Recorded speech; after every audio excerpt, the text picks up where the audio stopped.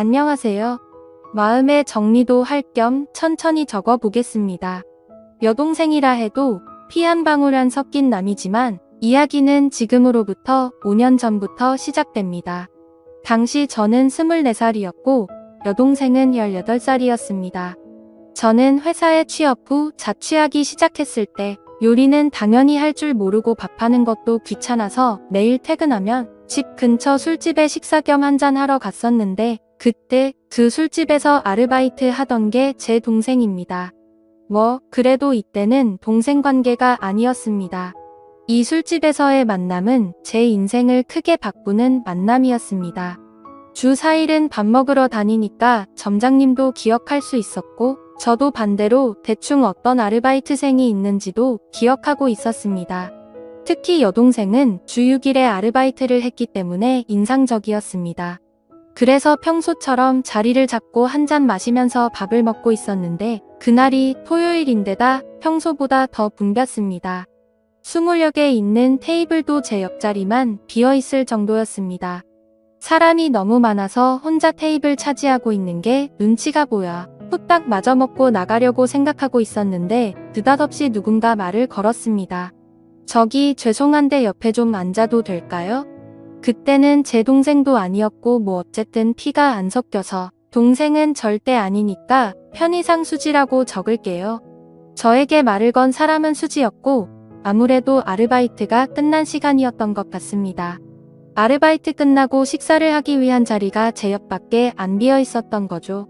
저는 앉아도 된다고 했습니다. 하지만 그와 동시에 복장을 초라하네 눈이 갔습니다. 제 또래의 여자로 보이는데 깨묻은 티셔츠에 촌스러운 청바지 그리고 낡은 컨버스 주 6일이나 아르바이트 하는데 꽃 살 돈이 없나? 돈을 모으고 있나?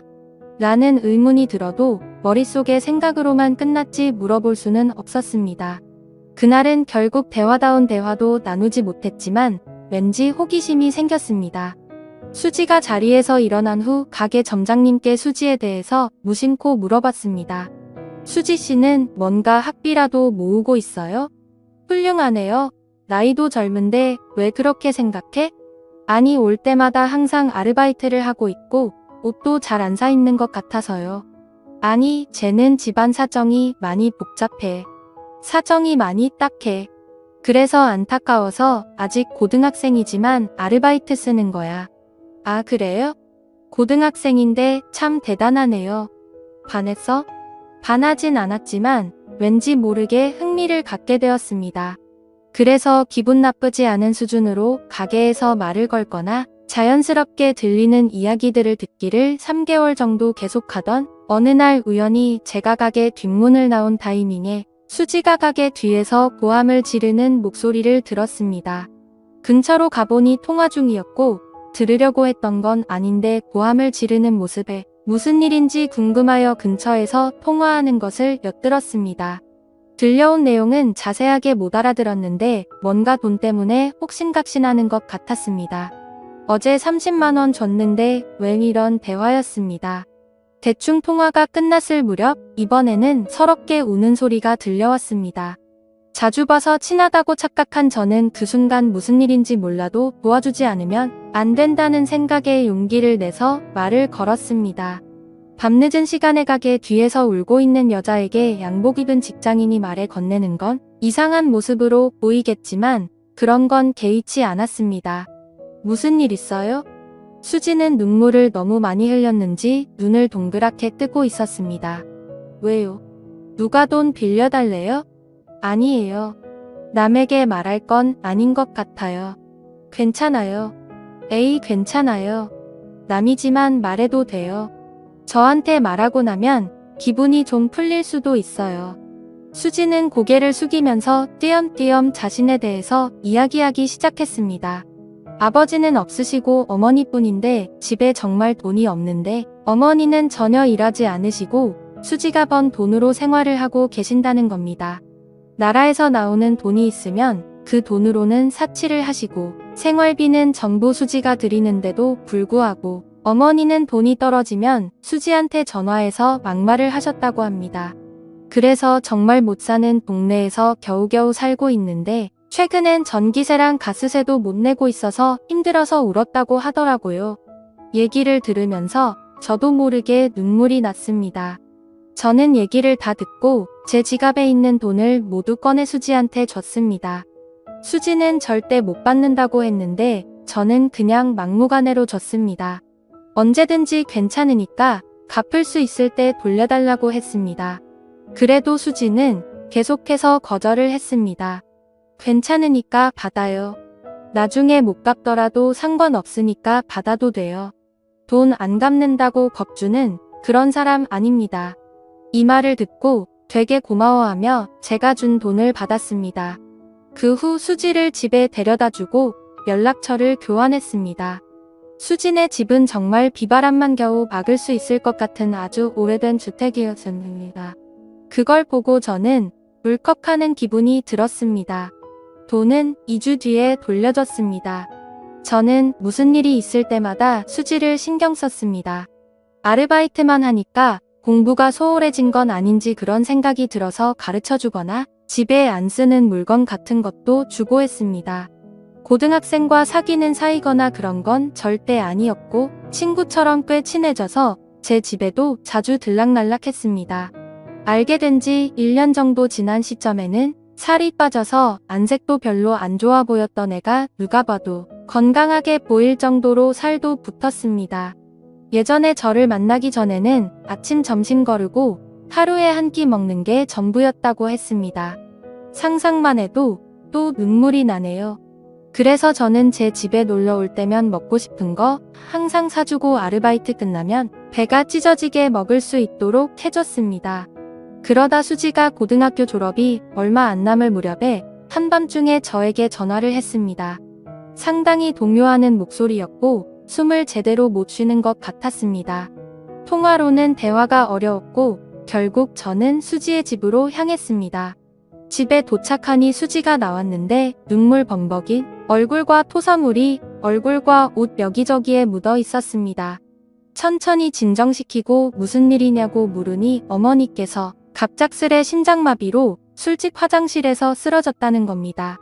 계속 눈물만 흘리고 어쩔 줄 몰라 하는 수지를 데리고 어머니께서 옮겨진 병원으로 함께 갔습니다. 병원에 도착하자 이미 어머니께서는 안치소 같은 곳에 있었습니다. 같이 술을 마셨던 것 같은 아저씨가 거기에 있었습니다. 화장실에서 멀리 볼 때 심장마비를 일으켰나봐 수지는 계속 울었고 저도 어떻게 해야 할지 몰라서 저는 그냥 나왔습니다. 근데 그때나 지금이나 저는 깊이 생각을 안 한다던가 제멋대로인 면이 있는 건 알고 있지만 수지 어머니께서 쓰러지셨다고 했을 때 차라리 이게 잘된 게 아닐까 생각했습니다. 지금까지 수지를 괴롭혔고 수지도 자유로워질 수 있다고 생각했거든요. 하지만 수지는 효도를 못했다던가 자기가 신경 쓰지 않았기 때문에 죽었다면서 흐느끼어 울었습니다. 확실히 자기를 힘들게 했던 사람이라도 유일한 가족이었기에 어머니를 잃은 수지의 슬픔은 깊었습니다. 그 후 장례식이니 뭐니 하는 것은 어머니의 형제간에 거행하게 된 모양이었습니다. 그 장례식에서 앞으로 수지는 어떻게 해야 할지에 대해서 형제들끼리 대화를 나눈 것 같은데 일단 미성년자이니까 누군가가 수지의 양치권자가 되어야 하는데 아무도 맡으려고 하지 않았습니다. 다들 모르는 척 곤란한 척하기 바빴습니다. 정말 가족이란 게 뭘까 하고 속상했습니다. 고등학교를 졸업하면 취직해서 독립할 거고 미용사가 되고 싶다고 딱 한 번 말한 적이 있었는데 하고 싶은 것을 할 수 있는 환경에서 꿈을 이뤘으면 좋겠다는 제 바람과는 달리 잘 안 될 것 같아 보여서 슬펐습니다. 결국 마지막에 수지의 이모가 돌보게 됐는데 저는 아무래도 납득이 가지 않아서 한 가지 생각을 하게 되었습니다. 여자친구도 아니고 미성년이고 주위의 시선들도 신경 쓰였지만 그래도 저는 수지가 행복하길 바랬습니다. 제가 행복하게 해준다거나 그럴 자신도 없었지만 제 입이 먼저 움직였습니다. 수지야, 우리 집으로 와네? 돈 없지? 그러니까 우리 집에서 살아. 무슨 생각이에요? 그동안 힘들었잖아. 앞으로는 그만 힘들었으면 좋겠어. 그러니까 내 동생으로서 우리 집에 와서 살아. 여동생이요? 그럴 순 없어요. 몇몇 대화를 더 나눴는데 결국 수지가 결정하기까지 일주일 정도 걸렸고 최종적으로 반년 동안만 신세 지는 걸로 해서 제 집에 오기로 했습니다. 일단 친권자가 되신 아주머니께 허락을 받기 위해서 면담을 했더니 아니나 다를까 흔쾌히 승낙을 하셨습니다. 그때의 표정은 짊어지던 짐이 없어진 것 같은 안도의 표정이셨는데 평생 잊지 못할 표정이었습니다. 그리고 저와 수지의 남매 생활은 고등학교 졸업을 기점으로 시작되었습니다. 같이 살기 시작했을 때 뒤늦게 제 부모님께도 말씀을 드렸는데 특히 아버지께서 너는 훌륭한 남자야 라며 상당히 응원해 주셨기 때문에 큰 걱정 없이 수지를 돌볼 수 있었습니다.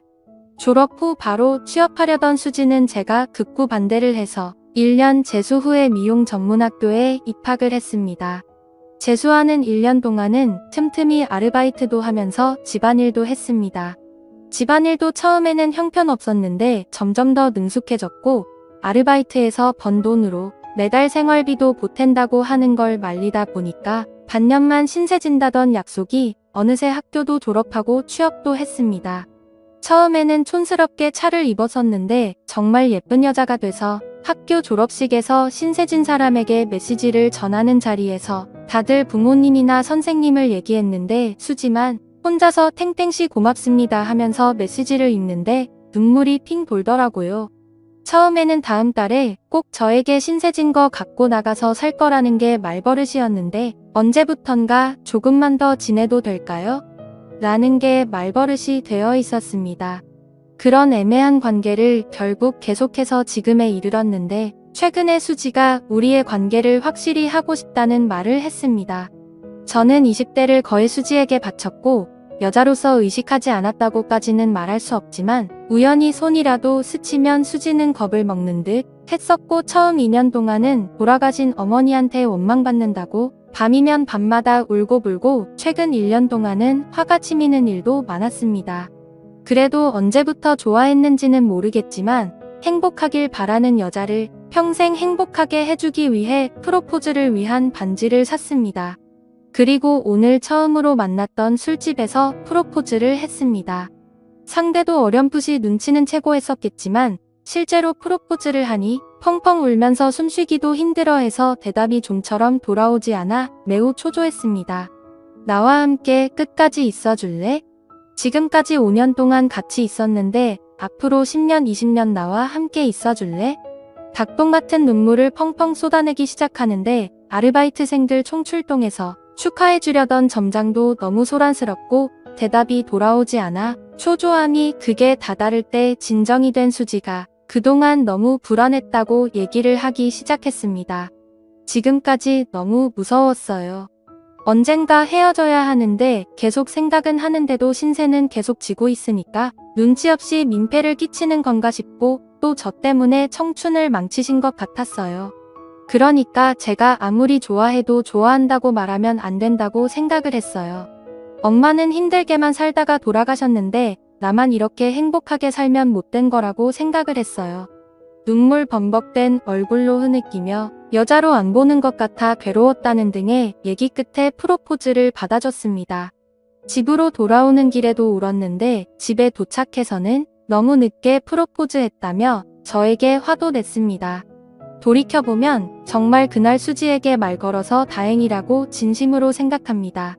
동시에 그때 제가 말을 걸지 않았다면 어떻게 되었을까 하고 생각하면 괴롭네요. 진심으로 사랑할 수 있는 사람을 만난 것에 하루하루 감사하면서 살겠습니다. 시청해주셔서 감사합니다.